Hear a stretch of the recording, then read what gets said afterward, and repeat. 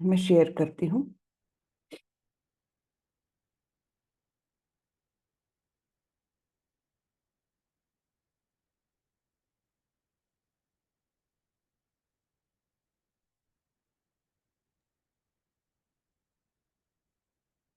Okay.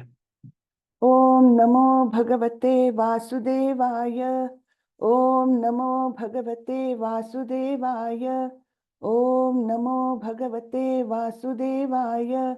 ओम अज्ञानतिमिरान्धस्य ज्ञानाञ्जनशलाकया चक्षुरुन्मीलितं येन तस्मै श्रीगुरवे नमः। श्रीचैतन्यमनोभीष्टं स्थापितं येन भूतले स्वयं रूपः कदा मह्यं ददाति स्वपदान्तिकं। वन्देऽहं श्रीगुरो श्रीयुतपदकमलं श्रीगुरुन् वैष्णवांश्च श्रीरूपं साग्रजातं सहगण रघुनाथान्वितं तं सजीवं साद्वैतं सावधूतं परिजनसहितं कृष्णचैतन्यदेवं श्रीराधा कृष्णपादान् सहगण ललिता श्रीविशाखान्वितांश्च। हे कृष्ण करुणा सिंधु दीनबंधु जगतपते गोपेश गोपिका कांत श्री राधा कांत नमोस्तुते। तप्त कांचन गौरांगी राधे वृंदावनेश्वरी वृषभानुसुते देवी प्रणमामि हरिप्रिये। नमो विष्णुपदाय कृष्णपृष्ठाय भूतले श्रीमते भक्ति वेदांत स्वामी इति नामिने। नमस्ते सारस्वते देवे गौरवाणी प्रचारिणे निर्विशेषाय शून्यवादी पाश्चात्य देशतारिणी। जय श्री कृष्ण चैतन्य प्रभो नित्यानंदा श्री अद्वैत गदाधर श्रीवासादि गौर भक्त वृंदा। हरे कृष्णा कृष्णा कृष्णा हरे हरे हरे रामा राम रामा हरे हरे हरे कृष्णा कृष्णा कृष्णा हरे हरे हरे रामा राम रामा हरे हरे। हरे कृष्णा सभी। क्या बात है भाई, कोई हरे कृष्णा बोलता ही नहीं है। हरे कृष्णा भगवान का नाम है। हरे हरे कृष्णा कृष्णा माता माता जी। हरे कृष्णा माता जी। हरे कृष्णा हरे कृष्णा। हरे कृष्णा। तो ये है अध्याय 11वां जिसका नाम है विराट रूप। तो विराट रूप का अर्थ क्या है? अर्जुन का कहना है कि आपने जिस रूप में इस भौतिक जगत में प्रवेश किया है, इसको धारण किया है, उस रूप के बारे में मुझे बताइए। तो वो विराट रूप दर्शन भगवान करवाते हैं। इसमें सारे देवी देवता शामिल है उनके अंग में ही। तो इस पर से ही हमको पता चल जाता है कि क्यों भगवत गीता में भगवान स्वयं देवता पूजन को सपोर्ट नहीं करते, क्योंकि वो उनका अंग है। अब देखिए, जैसे ये उंगली मेरे शरीर का अंग है, अगर अंग की ही पूजा करते रहें, हाँ, तो फिर क्या होगा? अंग अंश का या अंग का कर्तव्य क्या है? पूर्ण की सेवा। अगर ये उंगली मेरी इस पूर्ण शरीर की सेवा में रत नहीं है तो वो व्यर्थ है। बराबर है ना? तो जैसे हाथ है मेरा, हाथ अगर इस शरीर की सेवा नहीं करता तो वो व्यर्थ है। वैसे ही जो कुछ उद्भूत है वो सब भगवान का अंश स्वरूप है, अंग स्वरूप है। अगर वो भगवान की सेवा में अपना समय नहीं लगाएंगे, अपना जीवन नहीं लगाएंगे, तो उनका जीवन व्यर्थ है। बराबर है ना? इसके लिए एक बहुत सारी उपमाएं दी है प्रभुपाद जी ने। एक सुंदर उपमा क्या है कि जैसे पेड़ में बहुत सारे पत्ते लगे हैं, उसका अंग है ये, है ना, पत्ते। जब तक वो पत्ता उस वृक्ष से जुड़ा हुआ है तब तक वो हरा भरा है, पोषित है। हाँ, तो अगर वो अपने आप को इंडिपेंडेंट समझने लग जाए और वृक्ष से अलग हो जाए तो क्या होता है? 1 दिन 2 दिन उसकी फ्रेशनेस रहेगी, उसके बाद तो उसको सूखना ही है। है ना, वैसे ही हमारा है। जब तक हम कृष्ण से जुड़े हैं तब तक हमारे जीवन को अर्थ है, हाँ? जीवन हमारा सार्थक है। लेकिन अगर हम अपने आप को कृष्ण से भिन्न कर लेते हैं कि मुझे कृष्ण की क्या आवश्यकता, मैं स्वयं बहुत केपेबल हूँ, ऐसा अगर सोचने लग जाए तो क्या होता है, वो जीवन व्यर्थ जाएगा ही जाएगा। तो केवल हमारा जीवन सार्थक कब होता है, जब हम कृष्ण की सेवा में अपने जीवन को लगा दे। तो ये बात यहाँ पर क्लियर हो जाती है। अब दूसरी बात ये है कि अर्जुन क्यों भगवान को विराट रूप का दर्शन कराने के लिए रिक्वेस्ट करते हैं। क्या उनके मन में संदेह है कि शायद ना हो ये, हाँ, इन्होंने बता तो दिया मुझे कि सभी कुछ मुझसे उद्भूत है, सब कुछ मैंने ही निर्माण किया, ही मैं ही धारण करता हूँ, है ना, मत्तः परतरम नान्यत् किंचिद अस्ति धनंजय। हाँ, ये सब भगवान ने बताया तो है, लेकिन थोड़ी सी शंका है अर्जुन के मन में। ऐसा है क्या? बिल्कुल भी नहीं। हाँ, तो फिर अर्जुन क्यों बोलते हैं? उसी समय भगवत गीता खत्म हो जानी चाहिए थी कि आप पर ब्रह्म परम धाम पवित्रम परमम भवान शाश्वतम दिव्यम आदिदेवम अजम विभु, सब कुछ मान लिया है जब अर्जुन ने, तो क्यों आगे बढ़ रहे हैं कि मुझे इस रूप का दर्शन कराएं? ये हम जैसे मूर्ख लोगों के लिए है, हाँ, जिससे कि लोग तो सोचेंगे हाँ ये तो मित्र है, एक मित्र की चापलूसी कर रहा है, हाँ, उनको परमेश्वर पर ब्रह्म मान रहा है, हम क्यों माने? बराबर है ना। तो ये हम जैसे लोगों के लिए मन में एक दृढ़ विश्वास निर्माण करने के लिए अर्जुन ये रिक्वेस्ट करते हैं। ठीक है, अब ये भौतिक जगत को किस प्रकार से उन्होंने व्याप्त किया है वो रूप तो दर्शन कराएंगे, जिसमें सारे देवी देवता सब कुछ उसमें शामिल होगा। लेकिन फिर लोग जो है, बहुत सारे लोग नारायण के भक्त हैं, खास करके जो प्रभुपाद जी बोलते हैं, जैसे मायावादी लोग नारायण, चतुर्भुज रूप वो सर्वश्रेष्ठ है, ऐसा मानते हैं। तुम भी नारायण, मैं भी नारायण, और सभी नारायण। तो चतुर्भुज रूप को बहुत श्रेष्ठ मानते हैं, द्विभुज रूप को नहीं मानते। तो ऐसे लोगों के लिए भी इसमें एक शिक्षा मिलती है कि अंत में ये अध्याय जैसे खत्म होता है, तब अर्जुन भगवान को रिक्वेस्ट करते कि आप मुझे अपना चतुर्भुज रूप दिखाएं। तब भगवान वो भी रूप दिखाते हैं और फिर सुंदर, अपने श्याम सुंदर द्विभुज रूप में आ जाते हैं। तो इससे स्पष्ट होता है कि भगवान के रूप तो अनंत है, उसका कोई, है ना, कौन सा श्लोक है वो ब्रह्म संहिता का? अद्वैतमच्युतमनादिमनंत रूपम, अनंत रूपम, आद्यम पुराण पुरुषम नवयौवनं च, वेदेषु दुर्लभम दुर्लभमात्म भक्तौ, गोविंदमादि पुरुषम तमहम भजामि। तो इस प्रकार से अनंत रूप है भगवान की। अद्वैतम अच्युतम अनादि अनंत रूपम, आद्यम पुराण पुरुषम, सबसे आदि पुरुष है वे, सबसे पहले थे और सबसे बाद में भी रहेंगे, उनका कभी भी अंत नहीं होता। तो आदि पुरुष है, फिर भी नव यौवनंच, फिर भी सबसे यंग दिखते हैं वे, सुंदर श्याम सुंदर रूप में रहते हैं। और फिर वेदेषु दुर्लभम, वेदाध्ययन करके, बहुत अपनी बुद्धि का उपयोग करके, सो कॉल्ड बुद्धि का उपयोग करके भी कोई उनको जान नहीं सकता। वेदेषु दुर्लभम अदुर्लभम आत्मभक्तो, जो भक्त है उसके लिए वे दुर्लभ नहीं है, अदुर्लभम है वे। लेकिन वेदाध्ययन करने वाले के लिए, जो अपने ही मतलब ज्ञान को, अपनी बुद्धि को बहुत महान समझते हैं, तो उनके लिए वो बहुत दुर्लभ है। और ऐसे गोविंद को ब्रह्मा जी बोलते हैं मैं प्रणाम करता हूँ, है ना। गोविंदम आदि पुरुषम तमहम भजामि। बहुत ही सुंदर है ब्रह्म संहिता का एक एक श्लोक आप देखेंगे ना, बहुत ही आनंद आता है। तो चलिए हम 11वें अध्याय को शुरुआत करते हैं। तो हमने देखा कि इसमें प्रूव क्या करना चाह रहे हैं अर्जुन।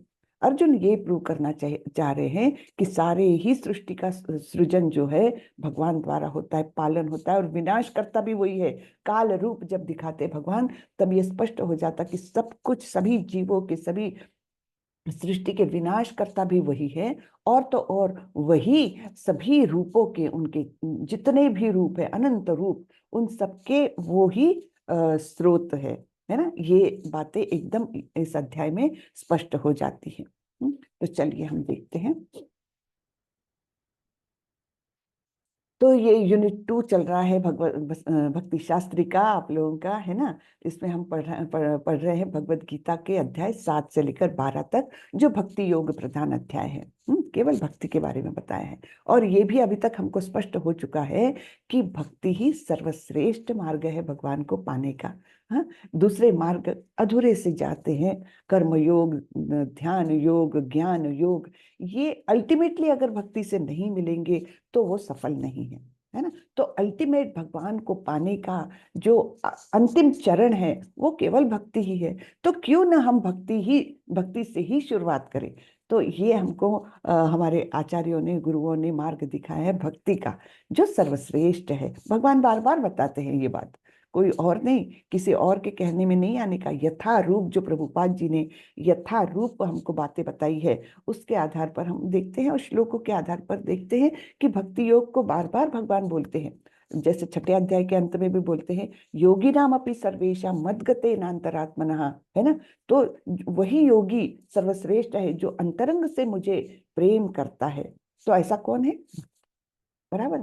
फिर अंतिम अध्याय में भी भगवान बोलते हैं, भक्त्या माम अभिजानाति यावान यश्चास्मि तत्वता, केवल भक्त ही मुझे, मैं जिस स्वरूप में हूँ उसको जान सकता है, अन्य कोई नहीं जान सकता। तो ऐसे ये भक्ति योग के बारे में हम अभी पढ़ रहे हैं। इसमें 7 से लेकर 12 तक के अध्याय है। ठीक है, आज का पाठ 8वां है, जिसमें हम 11वें अध्याय के 34 तक के श्लोक करेंगे। 1 से लेकर 34 तक के श्लोक कवर करने का प्रयास करेंगे। हरे कृष्णा। अब 10वें और 11वें अध्याय के बीच में क्या संबंध है। तो 10वें अध्याय में भगवान बताते हैं कृष्ण सबके मूल है ना, 1 से लेकर 7 तक के श्लोकों में। फिर चतुश्लोकी भगवत गीता और अर्जुन की प्रतिक्रिया।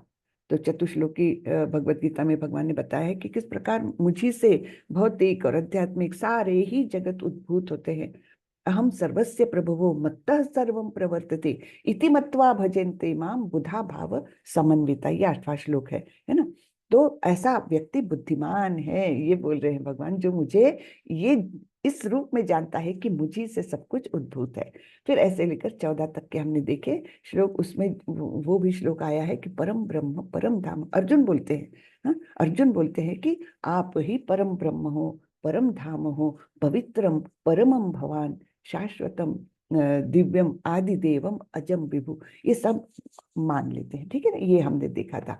फिर कृष्ण के ऐश्वर्य के बारे में हमने बहुत सारी चीजें देखी थी, जिसमें करीबन 82 ऐश्वर्य भगवान ने अंकित किए हैं, जो प्रमुख प्रमुख है। और वो क्या है, केवल एक सिंबॉलिक भगवान ने बताया है, कि बोलते हैं कि कब तक मैं बताऊंगा, और एकांशेन स्थितो जगत, मेरे केवल एक अंश मात्र से मैंने संपूर्ण ब्रह्मांड को धारण किया है और व्याप्त किया है। अब 11वें अध्याय में हम क्या देखने जा रहे हैं, अर्जुन का अनुरोध और कृष्ण का विराट रूप का विवरण। ये आता है हमारा 1 से लेकर 8वें श्लोक तक। फिर संजय का विराट रूप का विवरण। संजय क्या कर रहे हैं, आंखों देखा हाल देख रहे हैं, उधर कुरुक्षेत्र में क्या हो रहा है, और इधर धृतराष्ट्र को बता रहे हैं। तो वो भी अत्यंत अचंभित, इस प्रकार से वो सारा नरेशन कर रहे हैं धृतराष्ट्र के लिए। फिर उपकरण या साधन बनने के लिए कृष्ण के निर्देश। ये श्लोक बहुत ही महत्वपूर्ण है। यानी संपूर्ण भक्ति का एक्चुअली ये निचोड़ ही मानना चाहिए, कि भगवान बोलते हैं कि तुम केवल एक निमित्त मात्र हो, बाकी सब कुछ तो मेरी इच्छा से ही होगा, होते आ रहा है, हो रहा है, और होगा भी मेरी इच्छा से। तुम केवल निमित्त मात्र हो। तो आपन सोचे होत नहीं, प्रभु सोचे तत्काल। ठीक है ना। तो हम तो कितनी बातें सोचते कि ऐसे हो जाए, वैसे हो जाए, मैं ऐसा करूंगा, लेकिन वो होगा नहीं होगा, ये केवल भगवान की इच्छा पर ही निर्भर करता है। हमारे प्रयत्न तो हमको करना है, लेकिन उसका फल क्या मिलना है ये हमको नहीं पता। तो वो सब करता धरता एक्चुअली भगवान ही है ना। हम तो केवल साधन मात्र है। तो हमको कैसे करना चाहिए, 3रे अध्याय में हमने देखा था ना एक सुंदर सा श्लोक, कर्मण्येवाधिकारस्ते मां फलेषु कदाचन मां कर्म फल हेतुर्भुर माते संगोत्स्व अकर्मणि। यानी बहुत ही सुंदर श्लोक है। इसमें हमने रोजमर्रा के जीवन में हमने कैसे अपनाना है इसको, ये हमको हर घड़ी सोचना चाहिए कि कर्म करने का हमको अधिकार है, लेकिन कर्म फल के हम अधिकारी नहीं हैं। फिर तीसरी बात क्या है, यानी ये दो बातें होती, कर्म फल का कर्म करने का अधिकार है, कर्म फल के हम अधिकारी नहीं हैं। न ही अपने आप को कर्म फल का कारण मानो और न ही कर्म न करने के प्रति आसक्त हो। ये चार बातें इस श्लोक में आती है, तो हमको भी अपने जीवन में इसको उतारने का प्रयास सतत करना चाहिए। तो फिर आगे बढ़ते हैं। अध्याय 10 में भगवान ने बोला है, अहम सर्वस्य प्रभवो मत्तः सर्वम प्रवर्तते। ये यहाँ से हमारी चतुश्लोकी भगवद गीता शुरू होती है और अंतिमतः भगवान ने बताया है कि एकांशेन स्थितो जगत। अब 11वें अध्याय में क्या बोल रहे हैं, सारे जगत को मैंने एक अंश से ये किया है। और फिर जब अर्जुन रिक्वेस्ट करते हैं उनको कि आपका योग ऐश्वर्य, आपका विराट रूप, उसका दर्शन कराइए, तब पश्चिमे योगम ऐश्वर्यम, देखो मेरे ऐश्वर्य को देखो तुम। तो अर्जुन एक मानदंड निर्धारित करने के लिए सार्वभौमिक विराट रूप को देखना चाहता है, क्योंकि भविष्य में ऐसे अनेक धूर्त होंगे जो अपने आप को ईश्वर का अवतार बताएंगे। आज भी हम देखते हैं कई लोग बोलते हैं ना, मैं भगवान हूँ। ऐसे ऐसे पाखंडी बाबा समाज में बहुत जगह पर है, और वे भोली भाली जनता को महा बेवकूफ बनाते हैं और उनसे धन भी लूटते हैं और भी तरीके से उनका एक्सप्लॉइटेशन करते हैं। ऐसे बहुत धूर्त लोग हैं, लेकिन जो भगवत गीता को पढ़ता है उसकी बुद्धि भगवान शार्प कर देते हैं। तो 11वें अध्याय से हमको ये समझ में आता है कि धूर्त लोगों से कैसे बचे। बराबर है ना। जो पाखंडी धूर्त होंगे वो अपने आप को तो अवतार बताएंगे, लेकिन उनसे कैसे बचना है ये हमको इस अध्याय से पता चल जाता है। अतः लोगों को सावधान रहना होगा। जो कोई अपने को कृष्ण कहेगा उसे अपने दावे की पुष्टि के लिए विराट रूप दिखाने के लिए सन्नद्ध रहना होगा। यानी क्या कि उसको विराट रूप दर्शन कराना होगा। फिर अगर तुम अपने आप को भगवान बोलते हो, ठीक है मैं मानता हूँ आपको भगवान, लेकिन फिर मुझे विराट रूप का दर्शन कराइए। हाँ, अब विराट रूप का दर्शन तो कोई नहीं करा सकता। इस प्रकार से वो धूर्त व्यक्ति भाग जाएगा और हम उससे बच जाएंगे। बराबर है ना। तो ये हमारे लिए है कि धूर्त लोगों से कैसे बचा जाए। चलिए हम थोड़े श्लोक अभी देखते जाते हैं।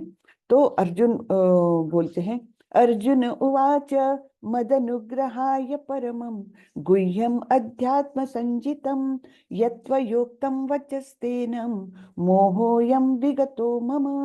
हाँ, अर्जुन ने कहा, आपने जिन अत्यंत गुह्य आध्यात्मिक विषयों का मुझे उपदेश दिया है उसे सुनकर अब मेरा मोह दूर हो गया है। तो बहुत सारी बातें भगवान ने बताई है 10वें अध्याय में, जो सुन करके अर्जुन बोल रहे हैं मेरा मोह दूर हो गया।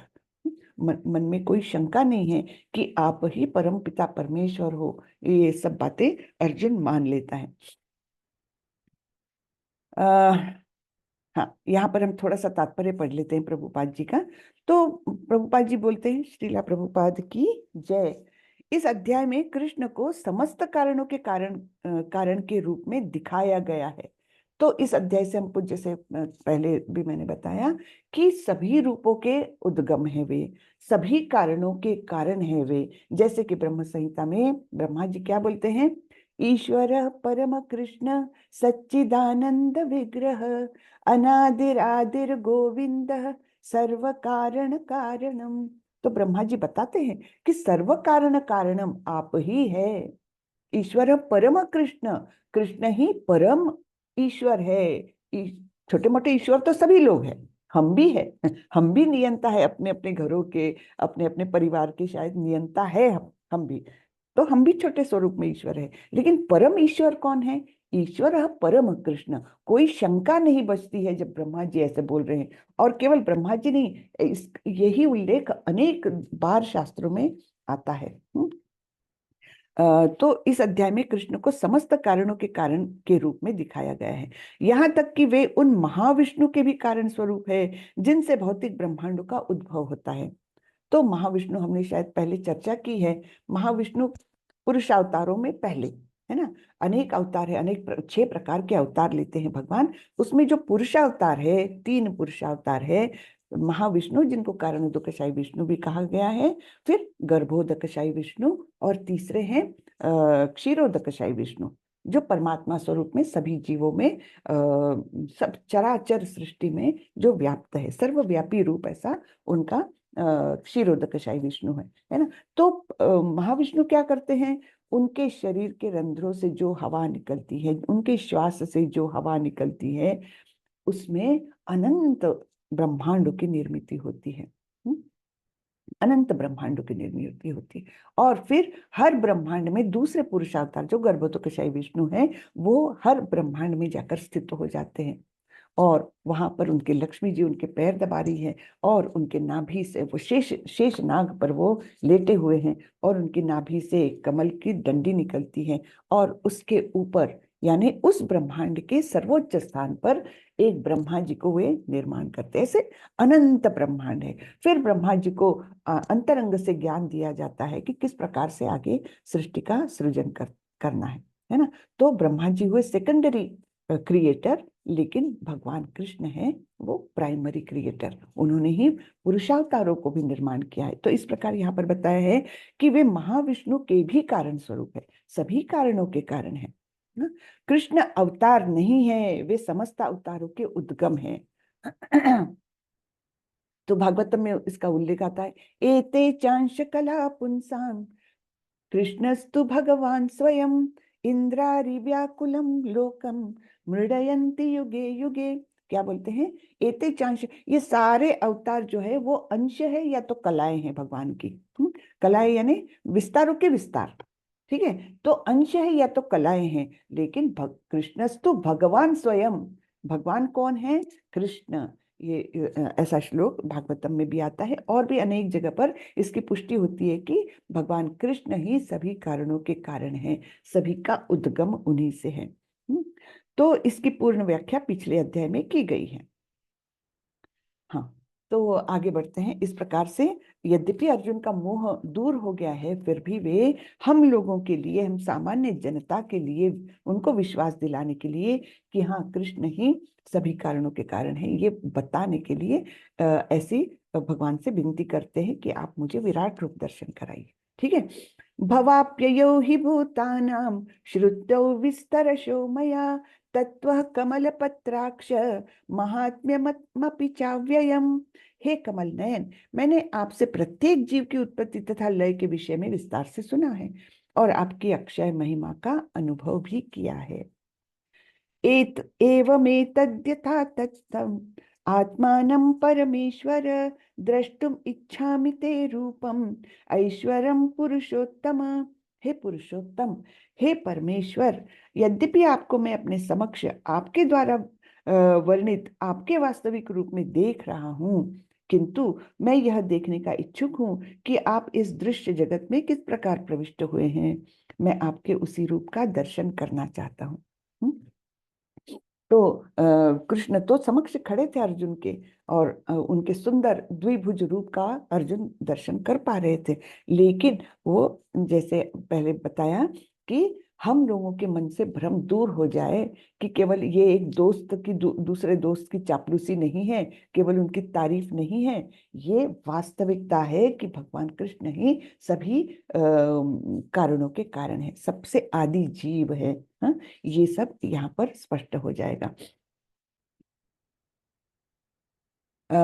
मन्यसे यदि तच्छक्यं मया दृष्टमिति प्रभो योगेश्वर ततो मे त्वं दर्शयात्मानमव्ययम्। हे प्रभु, हे योगेश्वर, यदि आप सोचते हैं कि मैं आपके विश्वरूप को देखने के लिए समर्थ हो सकता हूँ, तो कृपा करके मुझे अपना असीम विश्वरूप दिखलाइए। हाँ, तो ये अर्जुन की विनती है। अब अर्जुन के मन में ये भी शंका है कि क्या मैं देख पाऊंगा, भगवान तो दिखा दे, उनकी शक्तियां हैं, वो तो दिखा देंगे, लेकिन क्या मैं देख पाऊंगा, क्योंकि मेरी इंद्रियां तो त्रुटिपूर्ण है।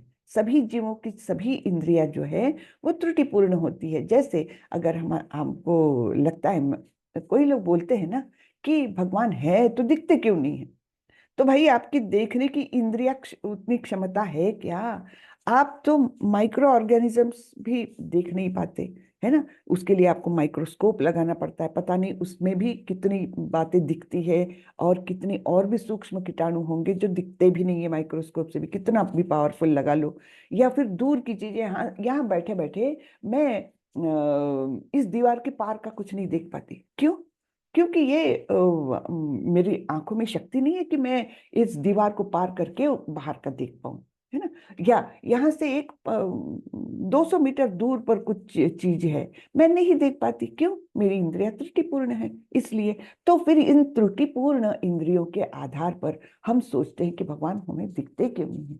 नहीं देख सकते हम, क्योंकि हमारी सारी इंद्रियां एक अत्यंत त्रुटिपूर्ण है। हम्म। तो इसलिए अर्जुन के मन में ये शंका है कि इन त्रुटिपूर्ण इंद्रियों के साथ क्या मैं भगवान का विश्व रूप देख पाऊंगा? तो योगेश्वर तत्व में त्वम दर्शयात्मानम अव्ययम, कि कृपा करके मुझे आपका असीम विश्व रूप दिखाइए। लेकिन अगर मेरी इस इन इंद्रियों के साथ ये शक्य है कि नहीं, ये पॉसिबल है कि नहीं, ये आप जानो, है ना? तो जैसे भौतिक प्रकृति प्रकट होती है और प्रकट नहीं होती है, व्यक्तो व्यक्ता सनातना, व्यक्त और अव्यक्त, और ऐसी प्रकृति ये सनातन है ना? प्रकट नहीं होती। वैसे ही कृष्ण का यह सार्वभौमिक रूप प्रकट और अव्यक्त होता है। कभी प्रकट होगा, अव्यक्त होगा। लेकिन भगवान का शाश्वत रूप कौन सा है? द्विभुज रूप। इवन नारायण रूप, बाकी सारे जो आध्यात्मिक जगत में रूप है, वे सारे शाश्वत है, उनका कभी नाश नहीं होता। लेकिन ये भौतिक जगत का उनका रूप जो है वो शाश्वत नहीं है, ये टेम्पररी है, क्षणिक रूप है ये, ठीक है ना? तो यह कृष्ण के अन्य रूपों की तरह आध्यात्मिक आकाश में शाश्वत रूप से स्थित नहीं है। तो क्योंकि ये भौतिक जगत का प्राकट्य वो बता रहे हैं, तो भौतिक जगत की तो सभी चीजें क्या है? शाश्वत नहीं है। कभी व्यक्त होती है, कभी अव्यक्त होती है। ब्रह्मा जी का दिन आता है तो वो सृष्टि का सृजन करते हैं, रात में समेट देते हैं, व्यक्त और अव्यक्त, है ना? तो इस प्रकार से भौतिक जगत का सभी कुछ अगर अशाश्वत है, तो भगवान जो रूप दिखा रहे हैं वो भी वैसे ही क्षणिक रूप है ये। हाँ? तो ये हमको बात समझनी चाहिए। इसलिए भक्त जो है वो कभी भी इस विराट रूप से आकर्षित नहीं होते। उनको तो वो श्याम सुंदर द्विभुज रूप ही प्रिय है, जिसमें सभी रसों के आलय, हाँ, सभी रसों के सिंधु यानी सागर, ऐसा उनका वो रूप है। सारे रस उनमें है। तो इसलिए कई लोग बोलते हैं ना, हाँ क्या है, इस्कॉन वाले तो केवल कृष्ण कृष्ण करते हैं, हम तो राम को पूछते हैं। भाई बहुत अच्छी बात है, राम और कृष्ण कोई भिन्न नहीं है। लेकिन रस जो है, तो अखिल रसामृत सिंधु कौन है? कृष्ण। हम कृष्ण से किसी भी रूप में रिश्ता बना सकते हैं। उनको एक बालक के रूप में उनसे प्रेम कर सकते हैं, एक सखा के रूप में कर सकते हैं, एक प्रेमी के रूप में कर सकते हैं, है ना? या एक मतलब एक सेवक की भांति उनकी सेवा कर सकते हैं। कि अनेक रसों से हम भगवान से जुड़ सकते हैं। लेकिन क्या आप सोच सकते हैं रामचंद्र जी, हाँ, रामचंद्र जी से क्या हम साख्य भाव से जुड़ सकते हैं, वात्सल्य भाव से जुड़ सकते हैं? नहीं। उनके सामने तो हम हमेशा हाथ जोड़ के एकदम विनम्र भाव से ही जा सकते हैं। माधुर्य तो बहुत ही दूर की बात, माधुर्य रस, है ना? तो इस प्रकार ये कृष्ण की विशेषता क्या है, किसी ने आपको पूछा तो ये बताना आना चाहिए। क्योंकि अभी आप लोग प्रीचर्स बनने जा रहे हो, तो ये एक मुद्दा बहुत लोग पूछते हैं कि कृष्ण ही क्यों? तो कृष्ण इसलिए कि सारे ही रसों के आलय है वे। हाँ? और बाकी सारे ही रूपों में हम देखते हैं, हम प्रत्येक रूप से प्रत्येक रस से उनसे जुड़ नहीं सकते। हम्म। तो इसलिए हम कृष्ण को एक मिनट, हाँ, एक मिनट, एक मिनट में म्यूट करती हूँ बेटा।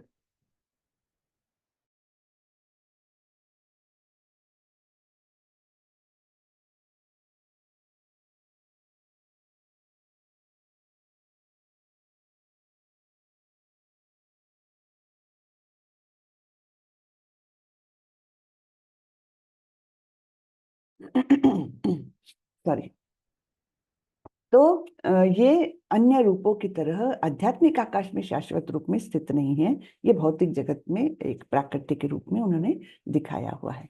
ठीक है, मेरी आवाज आ रही है ना? अरे बात।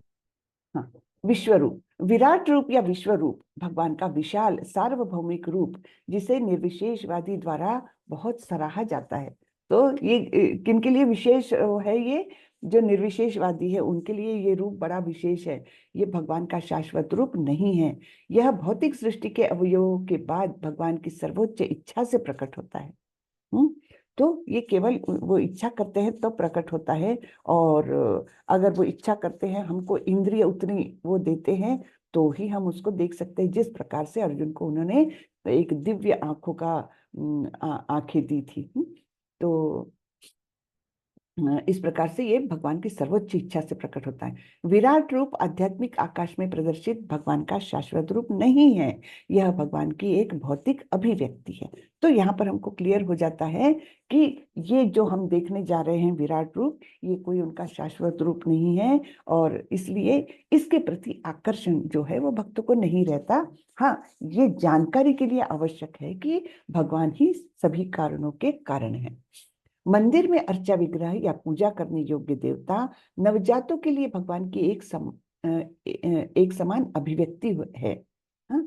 तो जो नव दीक्षित होते हैं या एकदम नए नए भक्त होते हैं, नियोफाइट्स, है ना, तो उनके लिए ये सब कुछ भगवान की अभिव्यक्ति के समान है। लेकिन अपने भौतिक स्पर्श के बावजूद भगवान के विराट और अर्चा जैसे सभी रूप भगवान कृष्ण के रूप में उनके शाश्वत रूप से अलग नहीं है। यानी अर्च विग्रह की पूजा करना ये भी कितना महत्वपूर्ण है, क्योंकि भगवान स्वयं उसमें वास करते हैं। हाँ, तो इसलिए ये शाश्वत रूप से अलग नहीं है, ये जो अर्च विग्रह वगैरह। तो ये बताया गया, प्रभुपाद जी ये स्पष्ट कर रहे हैं कि ये बना भले ही मेटल से या लकड़ी से या पत्थर से बनी हुई मूर्ति है, लेकिन उसमें भगवान का दिव्य स्पर्श होता है, भगवान की दिव्य अनुभूति उसमें होती है, इसलिए ये भी शाश्वत रूप माना जाता है।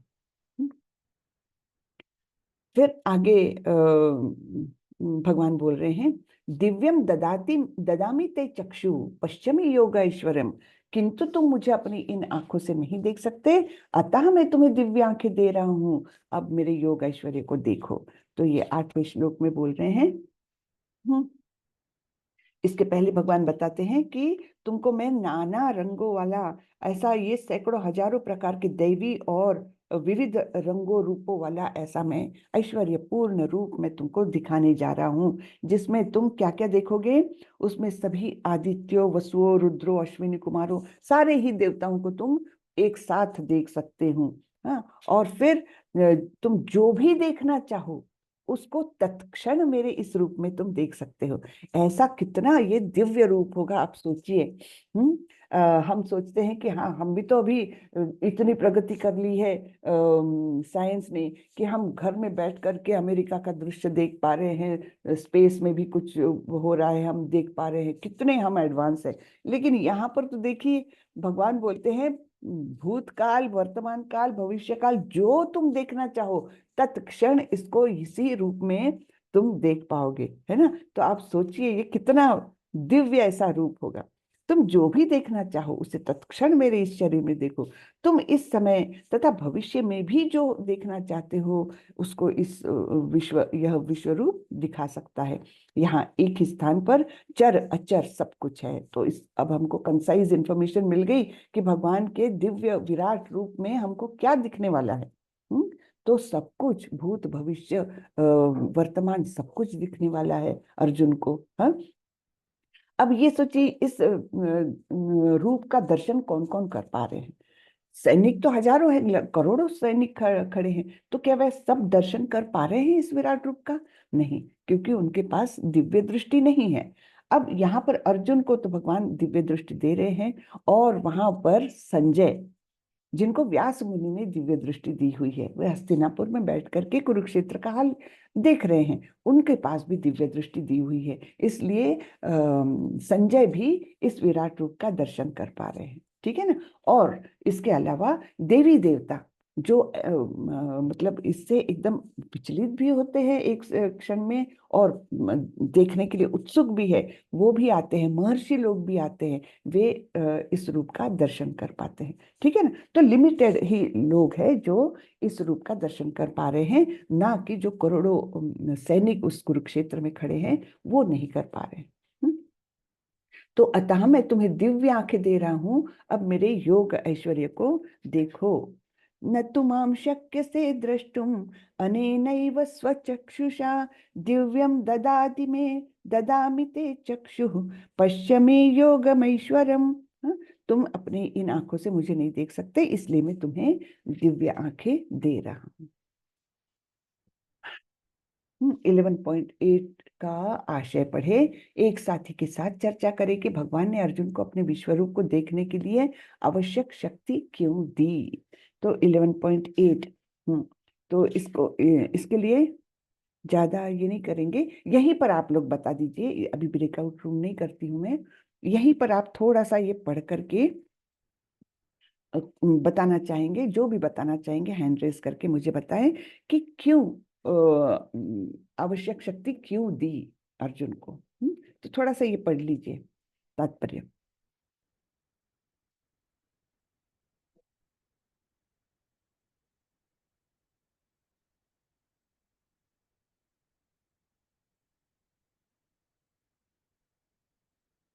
यहाँ पर एक हरे महत्व। हरे कृष्णा माता जी। हरे कृष्ण जी माता जी। हाँ माता जी, इसलिए भगवान को मतलब शक्ति देते हैं क्योंकि अर्जुन की इच्छा रहती है, वो देखना चाहते थे भगवान का विराट रूप। जी, विराट रूप देखने की इच्छा है, उन्होंने विनती की है। जी, और कोई।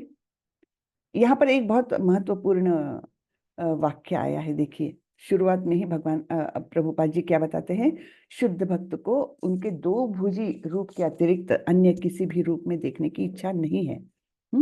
भक्त को भगवत कृपा से ही उनके विराट रूप का दर्शन दिव्य चक्षुओं से करना होता है, न कि मन से। यानी मन गढ़ंत तरीके से उनके दिव्य रूप का इस रूप का हमने दर्शन करने का प्रयास नहीं करना चाहिए। जब भगवान दिव्य चक्षु देते हैं तभी वो दर्शन हमको हो सकता है। हाँ, तो अपने मन से नहीं, अर्जुन को क्या बोल रहे हैं कि अपने मन को नहीं बल्कि अपनी दृष्टि को बदले। तो भौतिक जगत में उनका प्राकट्य कहाँ कहाँ है, इसके लिए हमको ये ज्ञान की चक्षु चाहिए, बराबर है। तो जो बोलते हैं कि ज्ञान योग ही सर्वश्रेष्ठ है, सर्वश्रेष्ठ नहीं है, लेकिन हाँ भक्ति के लिए पूरक है। जब ये ज्ञान हमको रहेगा तो हमारी चक्षु यानी हमारे दृष्टिकोण भी बदल जाएगा, दृष्टि बदल जाएगी, और तब हम इस विराट रूप को हम भली भांति जान सकते हैं। यद्यपि उससे हम प्रेम नहीं कर सकते। भक्त कौन से रूप को चाहता है, द्विभुज श्याम सुंदर रूप को ही चाहता है। ठीक है, और कोई बता सकेगा।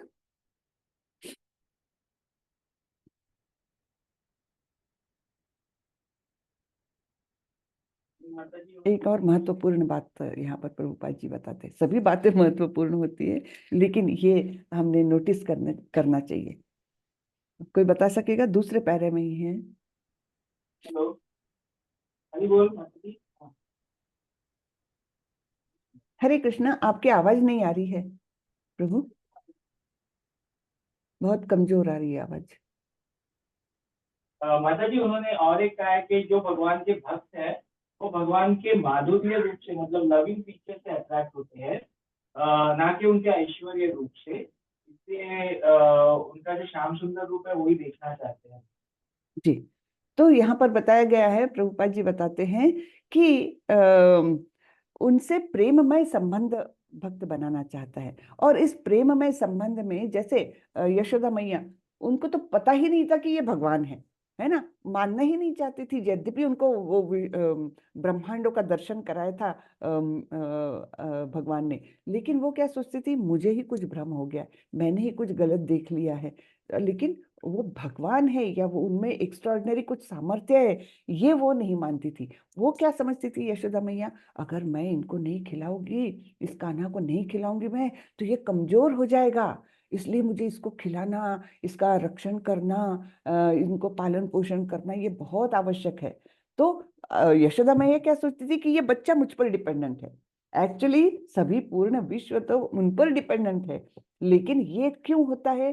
क्योंकि ये प्रेममय संबंध है। जैसे गोप गोपियां, वो नहीं समझती थी कि ये भगवान है, वो तो अपना मित्र, सखा, अपना प्रेमी यही समझती थी। अगर उनको पता लग जाता कि ये भगवान है तो उनका वो प्रेममय संबंध खत्म हो जाता है ना। तो इस प्रकार इस प्रेममय संबंध को बनाए रखने के लिए भी भक्त है ना, जो इस रूप से आकृष्ट नहीं होते हैं। हाँ, तो ये बहुत सुंदर पैरा है, मैं पढ़ लेती हूँ। जो भक्त कृष्ण के साथ दिव्य संबंध से बंधे हैं, वे उनके ऐश्वर्यों के ईश्वर विहीन प्रदर्शनों से नहीं, अपितु उनके प्रेममय स्वरूपों से आकृष्ट है। कृष्ण के बाल संगी, कृष्ण के सखा तथा कृष्ण के माता पिता यह कभी नहीं चाहते कि उन्हें अपने ऐश्वर्य का प्रदर्शन कराएं। वे तो शुद्ध प्रेम में इतने निमग्न रहते हैं कि उन्हें पता ही नहीं चलता कि कृष्ण भगवान है। वे प्रेम के आदान प्रदान में इतने विभोर रहते हैं कि वे भूल जाते हैं कि श्री कृष्ण परमेश्वर है। श्रीमद् भागवतम में कहा गया है कि कृष्ण के साथ खेलने वाले बालक अत्यंत पवित्र आत्माएं हैं और कृष्ण के साथ इस प्रकार खेलने का अवसर उन्हें अनेकानेक जन्मों के बाद प्राप्त हुआ है। ऐसे बालक यह नहीं जानते कि कृष्ण भगवान है, वे उन्हें अपना निजी मित्र मानते हैं। अतः शुकदेव गोस्वामी ने जो लिखा है कि यह परम पुरुष है जिसे ऋषिगण निर्विशेष ब्रह्म करके मानते हैं, भक्तगण भगवान मानते हैं और सामान्य जन प्रकृति से उत्पन्न हुआ मानते हैं। ये बालक जिन्होंने अपने पूर्व कर्मों में अनेक पुण्य किए हैं, अब उसी भगवान के साथ खेल रहे हैं। तो भगवान के साथ खेलने का भाग्य ऐसे वैसे लोगों को नहीं मिल सकता। अनेक जन्मों का पुण्य कर्म, अनेक जन्मों की भक्ति के बाद उनको गोप सखा जो थे वो बनने का भाग्य उनको मिला था, है ना। तो वो सामान्य लोग नहीं है जो भगवान की रागानुगा भक्ति करते हैं, रागात्मिका भक्ति करते हैं। रादर रागात्मिका भक्ति, वो मानते ही नहीं कि ये भगवान है, वो उनसे एकदम घनिष्ठ संबंध इस प्रकार से है, जिसको इनफॉर्मल बोलते हैं ना, वो ऐसे संबंध से जुड़े हुए हैं। ठीक है, तो ये कुछ बातें हमने देखी कि आवश्यक शक्तियां क्यों दी, क्योंकि नहीं तो प्रेममय संबंध में ये रूप देख करके वो अचंभित हो जाते। एक तो देखने की क्षमता ही नहीं आंखों में, और दूसरे वो मानते ही नहीं कि ये मेरा सखा है और ये कैसे हो गया, है ना। तो इसलिए विश्व रूप को देखने के लिए ये शक्तियां दी भगवान ने कि वो देख सके, हर चीज समझ सके। जो भक्त कृष्ण के साथ पारलौकिक संबंध में सही ढंग से स्थित होते हैं, वे प्रेम पूर्ण विशेषताओं से आकर्षित होते हैं, न कि ऐश्वर्य के ईश्वर विहीन प्रदर्शन से। तो जैसे हम देखते हैं, जब दो मित्र घनिष्ठ मित्र होते हैं, तो एक मित्र अगर बहुत रिच भी है तो उसके ऐश्वर्य से वो प्रभावित नहीं होता, वो व्यक्ति से ही जुड़ा रहता है ना। तो यही बात यहाँ पर भी लागू होती है। कृष्ण के सहपाठी, कृष्ण के मित्र और कृष्ण के माता पिता कभी नहीं चाहते कि कृष्ण अपने ऐश्वर्य को दिखाए। वे शुद्ध प्रेम में इतने डूबे हुए हैं कि वे यह भी नहीं जानते कि कृष्ण भगवान के सर्वोच्च व्यक्तित्व है। अपने प्रेम पूर्ण आदान प्रदान में वे भूल जाते हैं कि कृष्ण सर्वोच्च भगवान है। ये सब यहाँ पर तात्पर्य में आता है 11.8 के। तो ये जो प्रेम पूर्ण आदान प्रदान है, इसके कारण वे भगवान को ईश्वर, अपने सॉरी कृष्ण को भगवान मानने के लिए राजी ही नहीं होते। वो तो अपने जैसा ही एक सखा मानते हैं।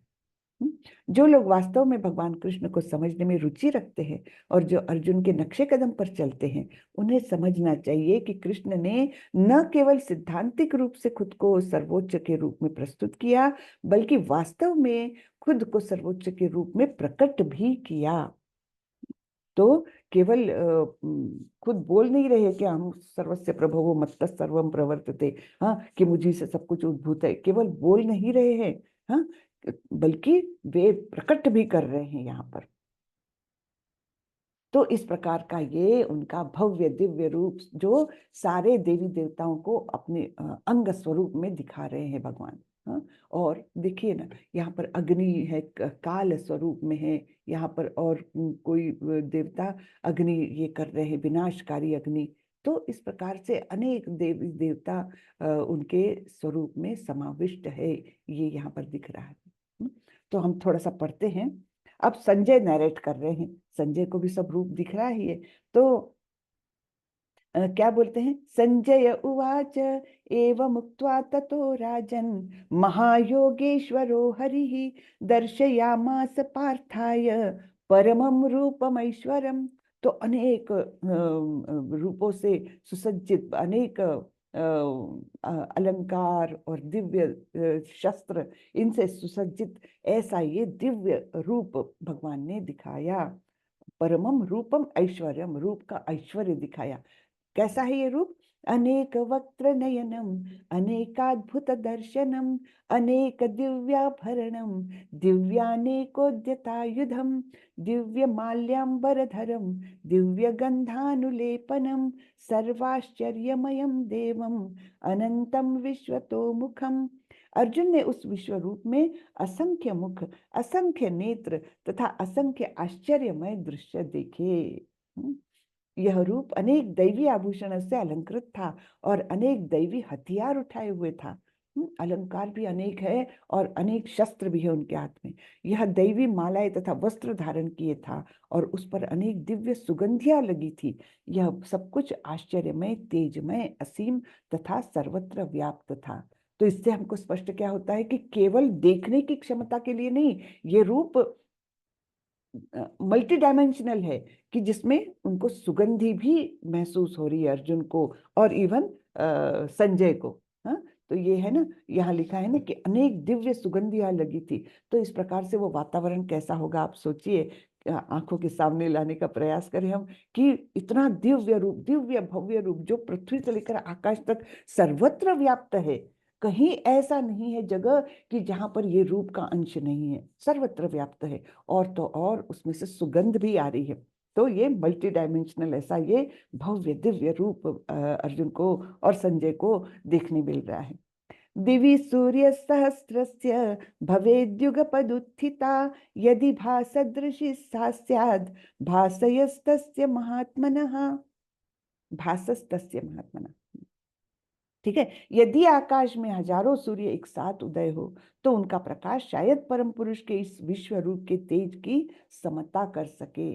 तो हम कभी भी कोई चीज को उपमा देते हैं, कोई किसी को समझा रहे हैं, जैसे संजय समझा रहे हैं धृतराष्ट्र को। अब जो अपने को नोन है उसी के आधार पर हम आगे का समझाते हैं ना। जैसे मैथ्स में भी जो हमको नोन है उसके बाद हम आगे उसको सॉल्व करने को प्रयास करते हैं, वैसे ही यहाँ पर नोन क्या है, सूर्य अत्यंत तेजस्वी है। लेकिन ये तेज तो ऐसा है, संजय बता रहे हैं कि एक सूर्य क्या, हजारों सूर्य अगर आ जाए आकाश में एक साथ, तब शायद वो समता कर सके, शायद इतना तेज वो दिखा सके, है ना। तो जो नोन है उसके आधार पर हम आगे वर्णन करते हैं, वैसा ही यहाँ पर संजय कर रहे हैं। तत्रैकस्थं जगत्कृत्स्नं प्रविभक्तमनेकधा अपश्य देवदेवस्य शरीरे पांडवस्तदा। उस समय अर्जुन भगवान के विश्व रूप में एक ही स्थान पर स्थित हजारों भागों में विभक्त ब्रह्मांड के अनंत अंश को देख सका। तो ब्रह्मांड के अनेक अंश है, हम जानते हैं, अनेक लोक है ना, अनेक प्रकार के जीव है। तो ये सब कुछ एक स्थान पर अर्जुन देख सका। ततः स विस्मयाविष्टो हृष्टरोमा धनञ्जयः प्रणम्य शिरसा देवं कृतांजलिर्भाष्यत। तब मोहग्रस्त एवं आश्चर्यचकित रोमांचित हुए अर्जुन ने प्रणाम करने के लिए मस्तक झुकाया और वह हाथ जोड़कर भगवान से प्रार्थना करने लगा। तो देखिए, अब अलग अलग क्या बोलते इमोशंस या विचार अर्जुन के मन में किस प्रकार से आ रहे हैं, अलग अलग भाव, रादर भाव आ रहे हैं। तो यहाँ पर वे अत्यंत मोहग्रस्त हो गए, आश्चर्यचकित हो गए, है ना। और उन्होंने नम्रता पूर्वक हाथ जोड़ा, क्योंकि इतना भव्य दिव्य रूप अगर सामने खड़ा है तो व्यक्ति वैसे ही हाथ जोड़ करके खड़ा हो जाए। तो अर्जुन उसी तत्क्षण उन्होंने हाथ जोड़ लिए और अपना मस्तक झुकाया प्रणाम करने के लिए। फिर अर्जुन बोल रहे हैं, पश्यामि देवांस्तव देवदेहे सर्वांस्तथा भूतविशेष संगान् ब्रह्मांडमीशं कमलासनस्थं ऋषिं च सर्वानुरगांश दिव्यम।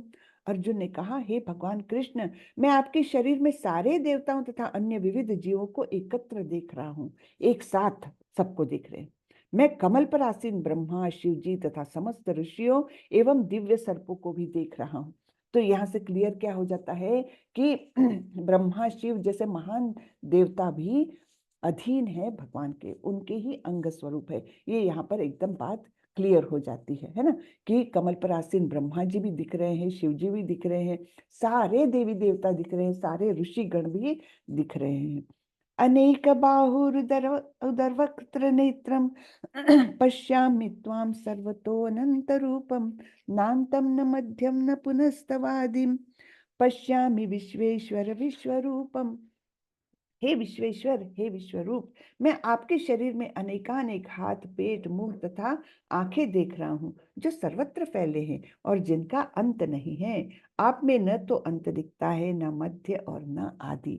तो ऐसा ये प्रचंड रूप है जिसका आदि मध्य अंत कुछ भी नहीं समझ में आ रहा, और उसमें अनेक अनेक शरीरों के अनेक अनेक भाग दिख रहे हैं, है ना। हाथ, मुंह, पेट, आंखें, ये सब अनेक अनेक उनको दिखाई दे रहे हैं। तो ये सारा वर्णन आता है, आप लोग पढ़ लीजिएगा। आगे 20वें श्लोक में भाव बदल रहा है अर्जुन का। क्या बोल रहे हैं? द्यावा पृथिव्योरि अंतरम ही व्याप्तम त्वयैकेन दिशश्च सर्वा दृष्टाद्भुतं रूपम उग्रम तवेदम लोकत्रयं प्रव्यथितं महात्मन। यद्यपि आप एक है, किंतु आप आकाश तथा सारे लोकों एवं उनके बीच के समस्त अवकाश में व्याप्त है। आपके इस अद्भुत तथा भयानक रूप को देखकर सारे लोग भयभीत है। तो अर्जुन स्वयं का ही भाव प्रकट कर रहे हैं कि मैं भी ये इस अद्भुत और भयानक रूप को देखकर भयभीत हूँ। तो पहले आश्चर्यचकित हुए, विचलित हुए, और अभी भयभीत भी हो रहे हैं अर्जुन। ठीक है, हम देखते हैं आगे क्या। ये सारे भयानक रूप भी है इसमें। तो इस प्रकार अर्जुन ने हाथ जोड़े, जो हमने देखा कृतांजलि, है ना। विश्व रूप दर्शन। अब 10 से लेकर 31 तक के जो श्लोक है, इसमें ये दर्शन है पूरा। पहले कृष्ण और अर्जुन का संबंध मित्रता पर आधारित था, लेकिन यहाँ रहस्योद्घाटन के बाद अर्जुन बड़े सम्मान के साथ प्रणाम कर रहे हैं और हाथ जोड़कर वह कृष्ण से प्रार्थना कर रहे हैं, वह सार्वभौम रूप की स्तुति कर रहे हैं। इस प्रकार अर्जुन का संबंध मित्रता के स्थान पर आश्चर्य का हो जाता है। ठीक है, अब ये सारा वर्णन है 31 तक का। उसके बाद क्या होता है, अच्छा वर्णन है, आप सब लोग पढ़ लीजिए इसको। यहाँ पर अब बताते हैं, धृतराष्ट्र के सारे पुत्र अपने समस्त सहायक राज्यों सहित तथा भीष्म, द्रोण, कर्ण एवं हमारे प्रमुख योद्धा भी आपके विकराल मुख में प्रवेश कर रहे हैं। उनमें से कुछ के शिरों को तो मैं आपके दांतों के बीच चूर्णित हुआ देख रहा हूँ। तो ये भी वर्णन आता है कि ऐसा एक भयंकर मुंह है उनका। अनेक चेहरों में से एक चेहरा ऐसा है जहां पर ये सारे योद्धा खींचे जा रहे हैं, और खींचने के बाद, अंदर जाने के बाद, अनेक योद्धाओं को अर्जुन ने चूर्णित हुए देखा है, दांतों तले वो चबाए जा रहे हैं। इतना भयंकर दृश्य वो देखा। जिस प्रकार नदियों की अनेक तरंगे समुद्र में प्रवेश करती है, उसी प्रकार ये समस्त महान योद्धा भी आपके प्रज्वलित मुखों में प्रवेश कर रहे हैं, यानी मारे जा रहे हैं। मेरे आंखों के सामने ये सारे खींचे जा रहे हैं मुख के अंदर और मारे जा रहे हैं, है ना। तो ये पूछ रहे हैं, मैं आपके बारे में जानना चाहता हूँ, क्योंकि मैं नहीं जानता कि आपका मिशन क्या है, क्यों ऐसे कर रहे हैं, है ना। कालोस्मि, हाँ, तो भगवान बताते हैं मैं ही काल हूँ, ये आगे आएगा श्लोक। और समय मैं हूँ, संसार का महान संहारक। तो काल काल शब्द के दो अर्थ हम निकाल सकते हैं, काल यानी समय भी, और काल यानी मृत्यु, साक्षात मृत्यु भी, है ना। तो काल एक्चुअली समय जो है वो हमको धीरे धीरे काल की तरफ ही तो ले जाता है है ना, यानी मृत्यु की तरफ ही तो ले जाता है। हर सेकंड जो हम जी रहे हैं ये एक्चुअली एक एक स्टेप है टुवर्ड्स हमारी मृत्यु, बराबर है ना, मृत्यु की ओर ले जा रहा है ये काल। तो इस प्रकार ये काल समय ये हमको धीरे धीरे काल यानी मृत्यु की ओर ले जा रहा है। तो समय मैं हूँ संसार का महान संहारक। तो समय ही है जो हमको नष्ट करता है। जो कल का दिन बीत गया वो अब कभी भी जीवन में नहीं आएगा, जो अभी क्षण बीत गया वो कभी भी नहीं आएगा। तो हमको हमारी मृत्यु की ओर ले जाने वाला ये समय है ना। फिर आगे बढ़ते हैं। श्री भगवान उवाच कालोऽस्मि लोकक्षयकृत् प्रवृद्धो लोकान् समाहर्तुमिह प्रवृत्तः ऋतेऽपि त्वां न भविष्यन्ति सर्वे येव स्थिता प्रत्यनिकेषु योधाः। भगवान ने कहा समस्त जगतों को विनष्ट करने वाला काल मैं हूँ और मैं यहाँ समस्त लोगों का विनाश करने के लिए आया हूँ। तुम्हारे यानी पांडवों के सिवाय दोनों पक्ष के सारे योद्धा मारे जाएंगे। तो ये भविष्य में क्या होने वाला है भगवान ने यहाँ पर स्पष्ट भी कर दिया। आप यानी पांडवों को छोड़कर यहाँ दोनों तरफ के सभी सैनिक मारे जाएंगे। इसलिए उठो, लड़ने और गौरव जीतने की तैयारी करें, अपने शत्रुओं पर विजय प्राप्त करें और एक समृद्ध राज्य का आनंद लें। मेरी व्यवस्था द्वारा उन्हें पहले ही मौत के घाट उतार दिया गया है और आप हे सव्यसाची लड़ाई में एक उपकरण के अलावा उपकरण हो सकते हैं, है ना, उपकरण हो सकते हैं, यानी आप एक साधन मात्र बनो, ये तो होना ही है। जैसे हमने देखा मैंगलोर में कृष्ण का मंदिर होना ही है, ये भगवान ने तय किया था, इसलिए इतना सुंदर सा मंदिर वो निर्माण हो गया। अब हम उसमें अपना तिनका भर कंट्रीब्यूशन दे रहे हैं या नहीं दे रहे, ये हमारे ऊपर निर्भर करता है, लेकिन मंदिर तो होना ही था और वो हो के रहा है ना। तो इसलिए कोई भी कार्य हो भगवान का तो उसमें हमने एक तिनका भर भी कुछ सहकार्य दिया तो उसका जो श्रेय है भगवान बहुत प्रसन्न होते हैं, है ना, क्योंकि भगवान की इच्छा के अनुसार हम कार्य कर रहे हैं। अनुकूल से संकल्पो, जो भगवान की इच्छा है उसको हमने उसी के अनुसार अपनी इच्छा को हमने ले जाना चाहिए। ये नहीं कि हम अपनी इच्छा अलग रखें, तब हमारा जीवन सफल नहीं हो सकता। तो जो कुछ है वो भगवान की इच्छा से, यद्यपि भगवान ने हमको फ्री विल दी हुई है, लेकिन जब हम हमारी उस फ्री विल को, उस फ्रीडम को हम भगवान के अनुकूल जब इस्तेमाल करते हैं तब कहीं जाकर के हमारा जीवन सफल हो सकता है। तो हे सव्यसाची, तुम इस लड़ाई में एक उपकरण के जैसे तुम निमित्त मात्र बन जाओ। हाँ, काल रूप, परमेश्वर का यह रूप सर्वभक्षी दानव है और यहाँ कृष्ण स्वयं को सर्वभक्षी काल के रूप में प्रस्तुत कर रहे हैं। कुछ पांडवों को छोड़कर उस युद्ध के मैदान में मौजूद हर कोई उनके द्वारा खा लिया जाएगा, यानी विनष्ट हो रहा है। जो भी वहां पर उपस्थित है सारे कौरव और केवल इन 5 पांडवों को छोड़कर सभी कोई मृत्यु के घाट उतार दिए जाएंगे, है ना। अर्जुन युद्ध के पक्ष में नहीं था और उसने सोचा कि युद्ध न करना ही बेहतर है, तब कोई निराशा नहीं होगी। आप लोगों को याद है ना पहले अध्याय में अर्जुन ने क्या बोला था, मैं युद्ध नहीं करूंगा, मैं क्यों करूं युद्ध, मेरे समक्ष तो मेरे अपने लोग खड़े हैं। उनको मार के जिनकी मैं पूजा रहा वरिसूदन, मैं उनकी पूजा करता था, ऐसे मेरे पितामह और मेरे गुरु, उनको मैं कैसे हथियार से मार सकता हूँ, है ना, मुझे पाप लगेगा, मुझे कोई आनंद नहीं मिलेगा, है ना, सब अर्जुन बोलते हैं। और फिर अंतिमतः बोलते हैं कि मैं असमंजस में हूँ, क्या करना चाहिए क्या नहीं करना चाहिए मुझे समझ में नहीं आ रहा। मुझे ऐसा लगता है कि इससे ये युद्ध करने से तो अच्छा है कि मैं भिक्षाटन कर लूं, उस युद्ध करने से तो अच्छा है कि मैं निशस्त्र यहाँ बैठ जाऊं और वो लोग आकर के मुझे मारे। ये सब बातें सॉरी अर्जुन ने बोली थी, है ना, पहले अध्याय में, याद है ना सबको। तो फिर उसके कर्तव्य क्या है, उसने कैसे कर्म करना चाहिए, ये सब बातें भगवान उनको बता रहे हैं। तो अर्जुन युद्ध के पक्ष में नहीं था, हाँ, और सोच रहा था कि मैं युद्ध नहीं करूंगा तो कम से कम इस पाप से मैं मुझे छुटकारा मिल जाएगा। उत्तर में भगवान कह रहे हैं कि यदि वह न लड़े तो भी उनमें से प्रत्येक का नाश हो जाएगा, क्योंकि यह उस उनकी योजना है, यानी भगवान की योजना है ये। तो तुम लड़ो या ना लड़ो अर्जुन, ये तो लोग मरने ही वाले हैं। अब तुम सोचो तुमको सहकार्य देना है या नहीं देना, है ना। भगवान क्या चाहते हैं, अपना कार्य तो वो खुद ही कर सकते हैं, उनको किसी की आवश्यकता नहीं, लेकिन अपने भक्तों को वो क्रेडिट दिलवाना चाहते हैं, है ना, कि अर्जुन के समान कोई धनुर्धर योद्धा नहीं है जिसने धर्म युद्ध में अभक्तों का या विधर्मी लोगों का पराजय किया। ये क्रेडिट अर्जुन को मिलना चाहिए, ऐसे कृष्ण की इच्छा है। नहीं तो कार्य तो वो एक क्षण में बिना किसी की सहायता के पूरा कर ही सकते हैं। हम्म। अब यहाँ पर हम थोड़ा ब्रेकआउट रूम ये करते हैं। 33 और 34 श्लोक आप लोगों को पढ़ना है और एक साथी के साथ कृष्ण के निमित्त बनने के अनुभव पर चर्चा करें।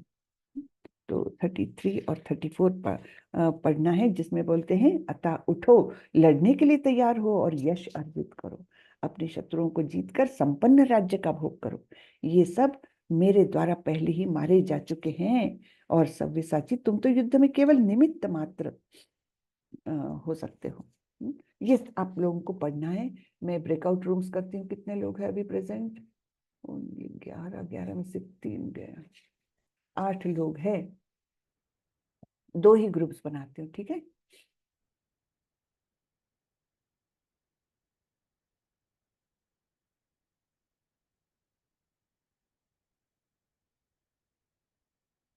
तो आप लोगों को एक कितने बजे है अभी? हम 7:07 हुए हैं। 7:17 पर हम मिलते हैं। तो आप लोग इसको पढ़िए, दोनों श्लोकों को, और उसमें डिस्कस करिए कि कृष्ण के निमित्त मात्र बनने के अनुभव आप लोगों को कैसे लगेंगे। हाँ, ठीक है, चलिए क्रिएट करते हैं।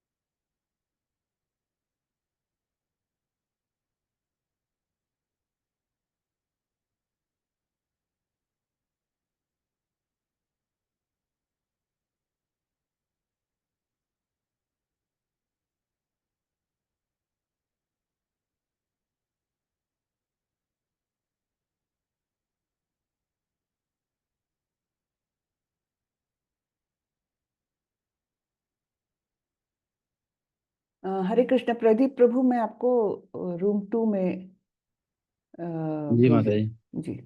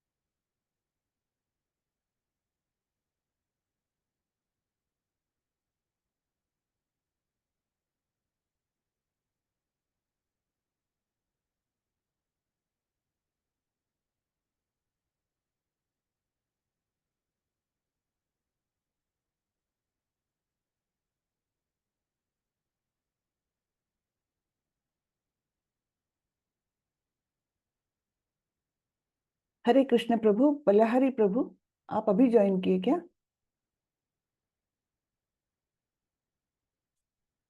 हरे कृष्णा।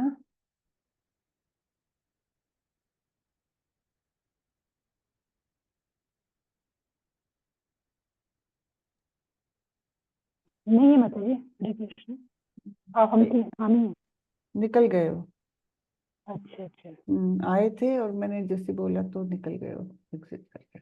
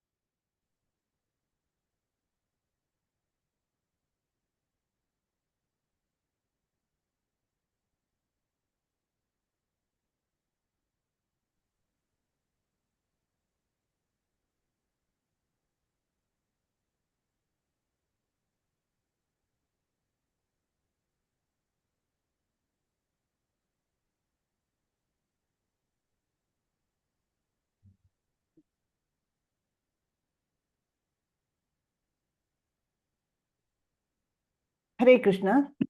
चलिए सब आ गए। माता जी। हरे कृष्णा। तो कौन बताएगा ग्रुप 1 के कौन है?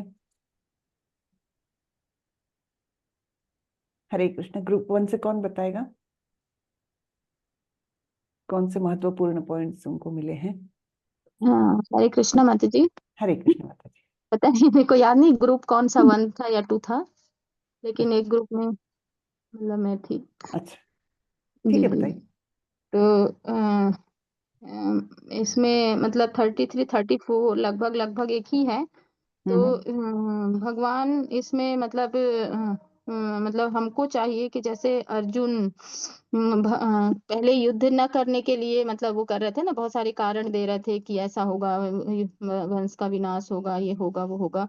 लेकिन फाइनली जब भगवान मतलब उनको वो करते हैं, इतनी सारी चीजें बताते हैं, तो वो मतलब भगवान को अपना मतलब परमेश्वर सभी कारणों के कारण मान के और फिर वो तैयार होते हैं। तो मतलब भगवान की इच्छा ही मतलब वो है परम परम रखनी चाहिए। हमारी इच्छा कुछ भी हो, हमें अच्छा लगे बुरा लगे, तो वो मेन नहीं होना चाहिए। तो, तो जी। मतलब भगवान की इच्छा के अनुसार ही हमको कार्य करना चाहिए। यही हमारा मेन वो होना चाहिए मकसद। जी जी, और दूसरे में भी यही है कि हमको मतलब कृष्ण भावनामृत में कार्य करना चाहिए। गुरु साधु शास्त्र के अनुसार जो वो हमको मार्ग बताते हैं, उस मार्ग पे चलते हुए हमें मतलब अ, उनका अनुगमन करना चाहिए, अनुसरण करना चाहिए और उनकी कृपा को ही सर्वोपरि मतलब मानना चाहिए कि उनकी कृपा से हम मतलब हमको गुरु की कृपा से भगवान मिलेंगे। तो यही था माता जी, उनकी योजना जो है उसमें मतलब वो हमारी भी योजना होनी चाहिए, अलग से हमारा कुछ उद्देश्य नहीं होना चाहिए कि हमको ये अच्छा लग रहा है तो हम अब मतलब करेंगे। हमारी खुशी भगवान की खुशी में ही होना चाहिए। तो बिल्कुल। ये तो समझ में आ रहा था माता जी। Thank you. जी ठीक ठीक, वेरी गुड। और दूसरे ग्रुप से कौन है? सुधामुखी माता जी के अलावा दूसरा ग्रुप जो है, पहला है या दूसरा है, कौन बोलेंगे? अष्ट सखा प्रभु जी। जी 33 और 34 में भगवान ने कहा है आपकी कि आवाज बहुत कम आ रही है प्रभु, थोड़ा सा माइक के पास आइए ना प्लीज। ऐसा लग रहा है दूर से बोल रहे हैं आप। आवाज कमजोर आ रही है बहुत ही। हाँ बोलिए हेलो, प्रभु। हाँ जगत में जो कुछ हो रहा है भगवान कह रहे हैं वो मेरे प्लान के हिसाब से हो रहा है। तो ये जो बैटल ऑफ कुरुक्षेत्र भी है, जो ये भी भगवान कह रहे हैं मेरे मर्जी से मेरे प्लान के हिसाब से हो रहा है। और अर्जुन को वो कह रहे हैं तुम सिर्फ निमित्त मात्र हो। तो ये मत सोचना कि तुम इन सब जो योद्धा है उनको मार डालने वाले हो, मैंने इनको पहले ही मार चुके हो। तो तुम सिर्फ निमित्त मात्र हो, और तुम निमित्त मात्र क्यों हो? क्योंकि भगवान अपने डिवोटीज को ग्लोरीज देना चाहते हैं, अच्छे काम का क्रेडिट भगवान डिवोटीज को देना चाहते हैं। ये भगवान कह रहे हैं 33 और 34 में। दूसरी बात भगवान कह रहे हैं कि आपको अपना जीवन, क्योंकि ये सब मेरे प्लान के हिसाब से चल रहा है, आपको भी मेरे प्लान के हिसाब से चलना पड़ेगा। मतलब आपको आपका लाइफ जो है वो कृष्णा कॉन्शियस ही जीना पड़ेगा। और कैसे जियोगे ये आप आपके आध्यात्मिक गुरु मतलब स्पिरिचुअल मास्टर के थ्रू आपको समझेगा कि आपको आपका कृष्णा कॉन्शियस लाइफ कैसे जीना। जी जी। और और कुछ बोल रहे हैं? अच्छा, हरे कृष्णा। जी जी, तो अच्छे पॉइंट्स बताए दोनों ने भी। तो यहाँ पर क्या हो रहा है, जैसे हम एक एग्जाम्पल लेते हैं। चैतन्य महाप्रभु क्या बोल के गए हैं? पृथ्वी थे आचे नगर आदि ग्राम, सर्वत्र प्रचार होए भी मेरा नाम। हाँ, होए भी मेरा नाम। तो क्या बोल के गए हैं कि ये संपूर्ण सृष्टि पर जितने भी नगर है, ग्राम है, सब में मेरे नाम का उद्घोष होना है। एक दिन ऐसा आएगा कि सर्वत्र हरे कृष्ण महामंत्र का जप होगा। अब ये कार्य तो होना है। जब चैतन्य महाप्रभु स्वयं बोल के गए हैं तो ये तो होना ही है। तो अब इसमें हम सहकार्य देते हैं या विरोध करते हैं, इस पर डिपेंड करेगा हमारा जीवन सफल होना है या नहीं होना है ना। तो प्रचार प्रसार का महत्व हमको इस पर से समझ में आ रहा है कि भगवान ने जब डिक्लेयर ही कर दिया है कि ये होना है एक दिन, तो उसमें हम तिनका भर भी सहयोग दे तो हमारा जीवन सफल हो सकता है ना। अब क्या हो मतलब जो कौन सा कार्य, कौन सी योजना है भगवान की, ये कैसे समझेगा? ये हमको या तो गुरु शास्त्र साधु शास्त्र से समझेगा, या स्वयं भक्त जो है ना, भक्त को हृदय से ही आदेश मिलता है कि हाँ यहाँ पर ऐसा कार्य होना चाहिए। जब भक्त ठान लेता है तो समझ लीजिए कि उसके माध्यम से भगवान स्वयं अपनी इच्छा प्रकट कर रहे हैं, है ना। तो इस प्रकार से भगवान क्या करते हैं, हृदय से ये एक इंस्पिरेशन, प्रेरणा देते हैं भक्तों को कि ये कार्य तुमको करना है। इसलिए भक्तों के कार्यों के प्रति हमने कभी भी एक मन में शंका नहीं लानी चाहिए कि अरे यहाँ पर क्यों ये बना रहे हैं, इससे क्या होना है। नहीं, जब उनको प्रेरणा मिली है, ये अंतःकरण से मिली हुई प्रेरणा स्वयं भगवान द्वारा मिलती है, और उसमें अगर हम सहकार्य करते हैं, उसमें हमारा तिनका भर भी कुछ सहयोग देते हैं, तो निश्चित रूप से हमारा जीवन सफल हो जाएगा।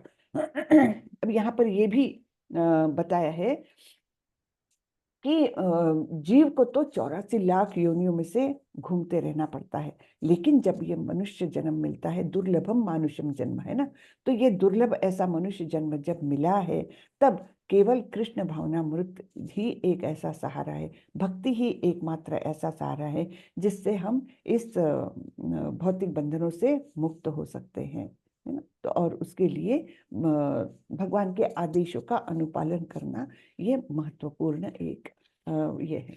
तो यहाँ पर क्या बोल रहे हैं, बस एक साधन मात्र बनो, उपकरण मात्र बनो।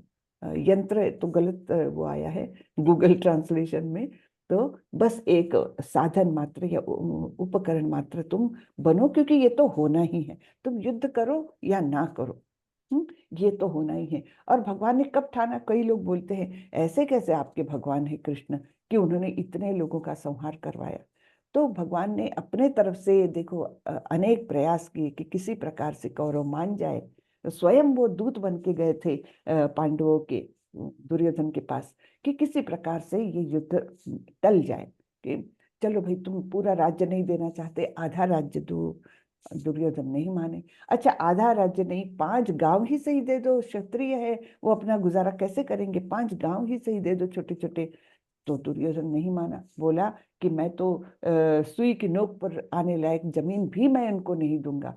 और तब जब दुर्योधन ने और अपनी सीमाएं लांघ दी कि एक दूत बन के आए हुए व्यक्ति को उसने बंदी बनाना चाहा, है ना, तो अपने सैनिकों को आदेश दी कि उनको बंदी बना लो।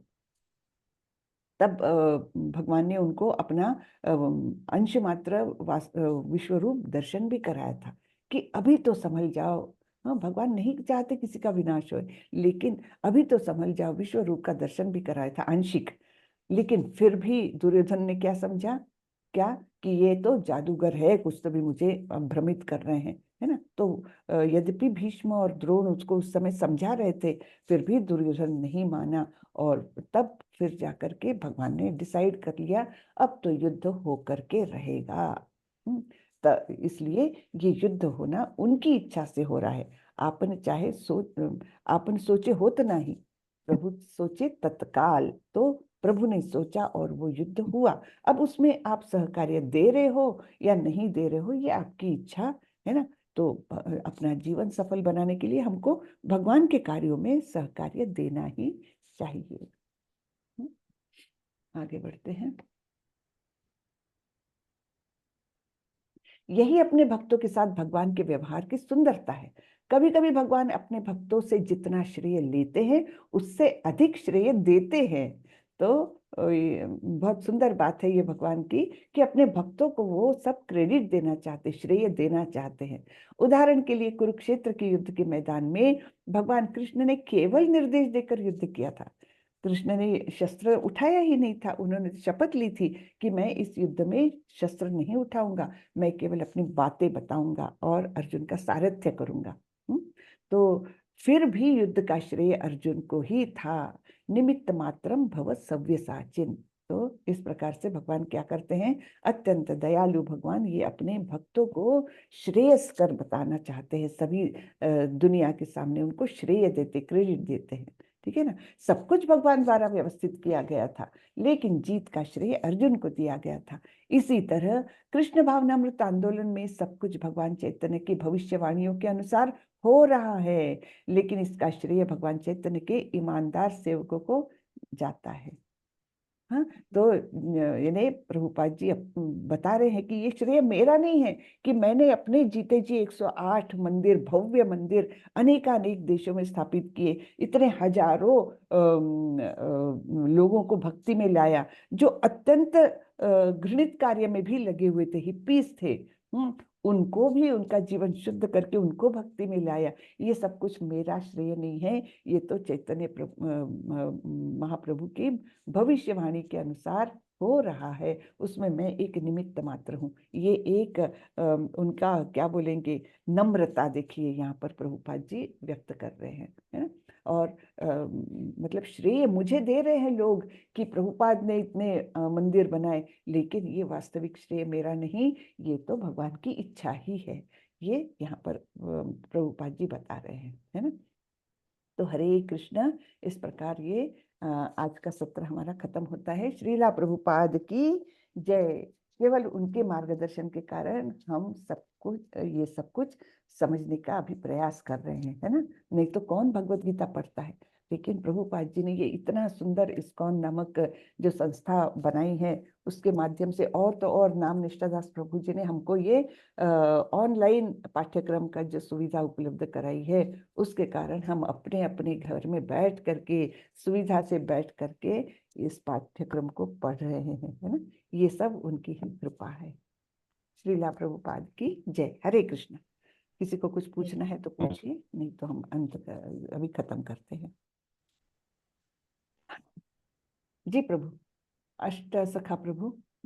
हरे कृष्ण माता जी। माता जी मैं लीव कर दूं? हरे कृष्ण। जी बोलिए माता जी।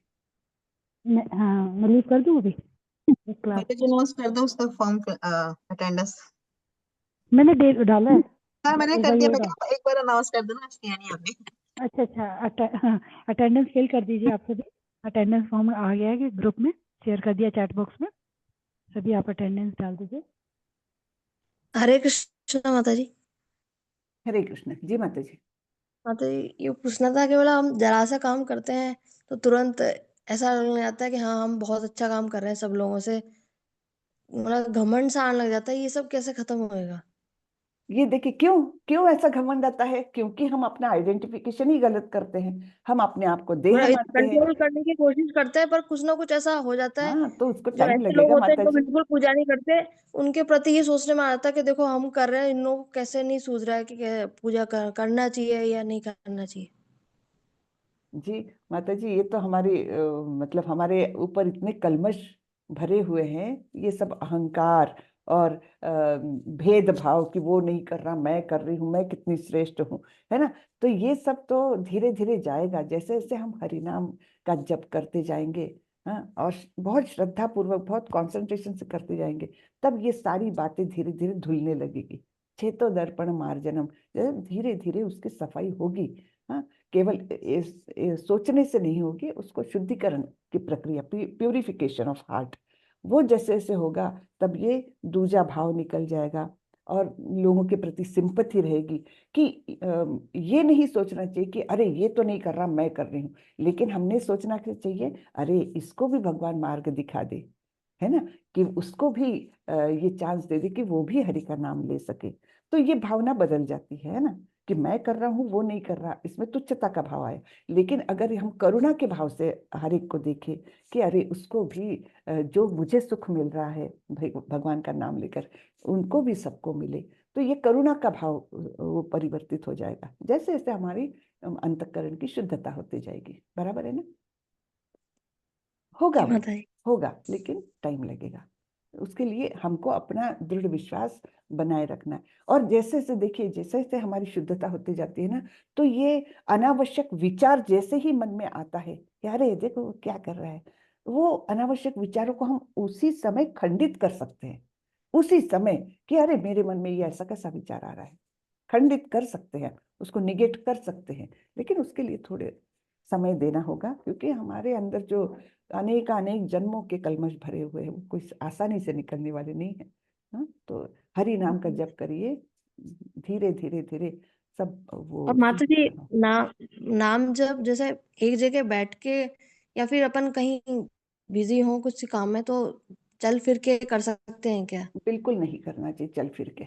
हाँ, चल फिर के नहीं, एक स्थान पर बैठिए और एक नियमित स्थान पर बैठिए, एक नियमित समय पर बैठिए, और फिर ब्रह्म मुहूर्त का समय सबसे बेस्ट है। तो उसी समय आप बैठिए, अच्छे से स्नान वगैरह करके शुद्ध मन से, शुद्ध शरीर से बैठिए और तब नाम जप करिए, बहुत अच्छे से होगा। घूम के नहीं करना जी चाहिए, ये भगवान के नाम का अपराध है। नाम अपराध में आता है कि हम पूर्ण अटेंशन न देते हुए अगर जप कर रहे हैं, तो ये अपराध में आता है, वैसा मत करिए। एक ठीक जगह है। बैठ करके शांति से खूब कंसंट्रेशन से करिए। उसमें करना क्या है, मुंह से बोलना है, कान से सुनना है, बस। अब वो उसके बीच में हमारे बहुत सारे विचारों का कोलाहल आ जाता है, लेकिन वो धीरे धीरे धीरे धीरे प्रैक्टिस से वो कम हो जाता है। नाम निष्ठा दास प्रभु जी तो क्या बोलते हैं कि मतलब जो नाम लेते हैं हम, उसमें इतनी शुद्धता आनी चाहिए कि नाम जप के बाद ऐसा मुंह में लगे कि हमने जैसे रसगुल्ला खाया है, इतनी मिठास का अनुभव होना चाहिए। तो वो तो क्षण कब आएगा पता नहीं, लेकिन उसके लिए प्रयत्न तो करते रहना चाहिए। क्यों, हरिनाम में ही इतनी मिठास है कि ऐसा लगेगा जैसे मैंने अभी अभी रसगुल्ला खाया है, इतनी मिठास भरी है मुंह में। वो नाम की महिमा है ये, है ना।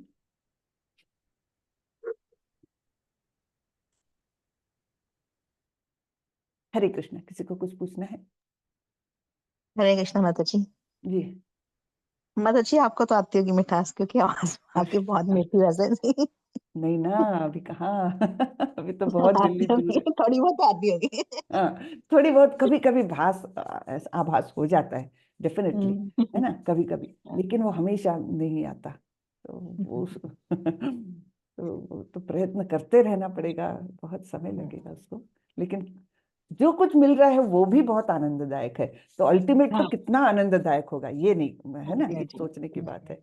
जो कुछ मिल रहा है उसमें भी बहुत आनंद आ रहा है। और इसमें तो आनंद है ये कि भगवान ही हमें अपना नाम जप करने की शक्ति दे रहे हैं, हमें करवा रहे हैं, अपनी सेवा तो भक्ति में लगाए हुए बिल्कुल हैं। बिल्कुल, नहीं तो हमने ये सोच के अपने ही आप में, आनंद आता है बड़ा माता जी।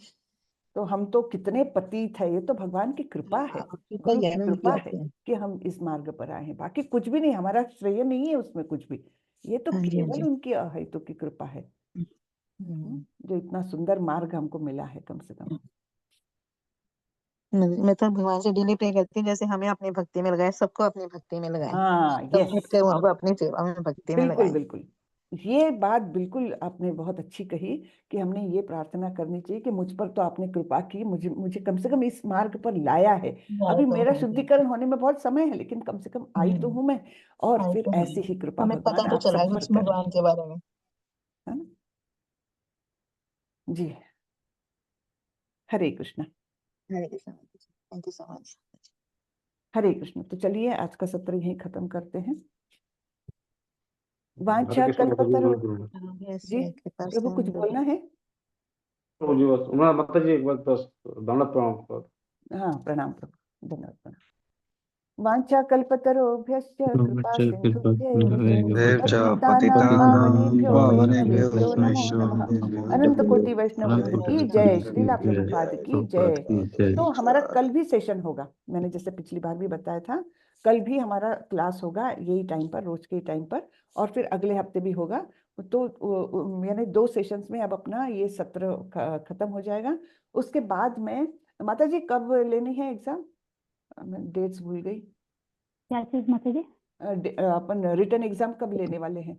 10 तारीख को ना, 10 10 जनवरी। तारीख को, 10 जनवरी को रिटर्न एग्जाम और 17 को श्लोका टेस्ट। हाँ, आप लोग प्लीज तैयारी अभी से स्टार्ट कर दीजिए। माता जी ने ऑलमोस्ट सारे चैप्टर करा दिए हैं, और ओपन बुक असाइनमेंट के लिए मैं आज मैसेज डाल दूंगी कौन सी कब तक सबमिट करना है, ठीक है। हरे कृष्णा। ठीक है। तो कल भी जुड़िएगा सभी लोग। माता जी अभी से 2-4 बार मैसेज डाल दीजिए कि कल भी सत्र है करके। हाँ हाँ ठीक है हाँ, माता जी। चलिए, ओके ओके, हरे हरे कृष्णा माता कृष्णा, जी। हरे कृष्ण। हरे कृष्णा।